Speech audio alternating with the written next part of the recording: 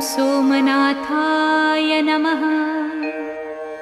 ॐ मल्लिकार्जुनाय नमः।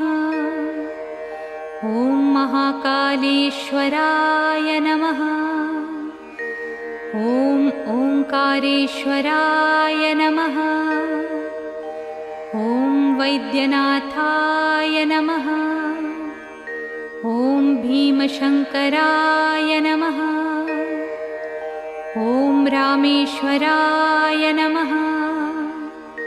ॐ नागेश्वराय नमः। ॐ विश्वेश्वराय नमः। ॐ त्र्यंबकेश्वराय नमः। ॐ केदारेश्वराय नमः। ॐ भुस्मेश्वराय नमः।